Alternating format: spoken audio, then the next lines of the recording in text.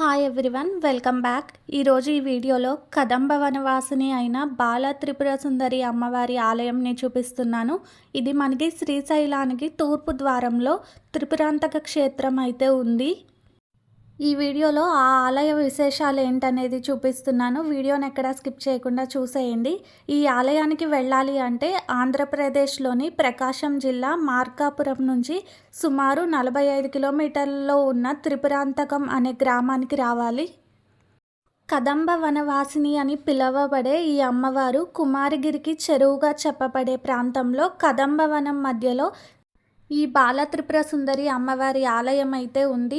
శ్రీమాత స్వయంభుగా వెలిసిన ఈ క్షేత్రం త్రిపురాంతకం.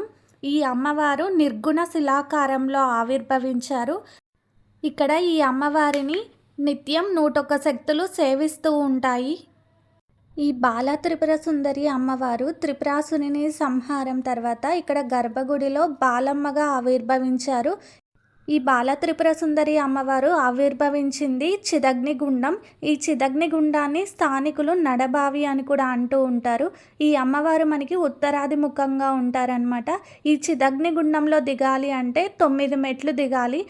ఈ ఒక్కో మెట్టు ఒక్కొక్క ఆవరణకు ప్రతీక. ఈ మెట్లు దిగిన తర్వాత మనకి బిందు స్థానంలో శ్రీ బాల త్రిపుర సుందరి అమ్మవారు శిలాకారంలో ప్రకాశిస్తూ ఉంటారు. ఇక్కడ ఈ అమ్మవారు శిలాకారి అయి దర్శనం ఇస్తూ ఉంటారు. సామాన్య భక్తుల కోసం విగ్రహాన్ని ఆ రాతి విగ్రహానికి ఎదురుగా ప్రతిష్ఠించారు. మనకి అమ్మవారిని దర్శనం చేసుకొని చిదగ్నిగుండం నుంచి బయటకు వచ్చినప్పుడు ఇక్కడ మనకి ఒక 2 మండపాలు అయితే ఉంటాయి. వీటిని సిద్ధ మండపాలు అని అంటూ ఉంటారు. ఇక్కడ కూర్చొని మంత్రజపం చేస్తే సిద్ధి కలుగుతుందని చాలామంది సాధకులు చెప్పడం జరిగింది. ఈ అమ్మవారిని దర్శించుకోవడం వల్ల మనకి ఏమైనా కోరికలు ఉన్నా కూడా తీరుతాయని ఇక్కడ ప్రజల నమ్మకం. ఒకప్పుడు ఇక్కడైతే జంతు బలులు కూడా జరుగుతూ ఉండేవి. ఇప్పుడైతే అటువంటివి ఏమీ లేవు, ఆపేశారు. ఈ గుళ్ళో చూసుకున్నట్టయితే ఇప్పటికీ మనకి బలిపీఠాలు అనేవి ఉన్నాయి. ఇక్కడ నేను వీడియోలో చూపిస్తున్నాను కదా, ఇది ఒక 6 అడుగు లోతు వరకు రాతి తొట్టె.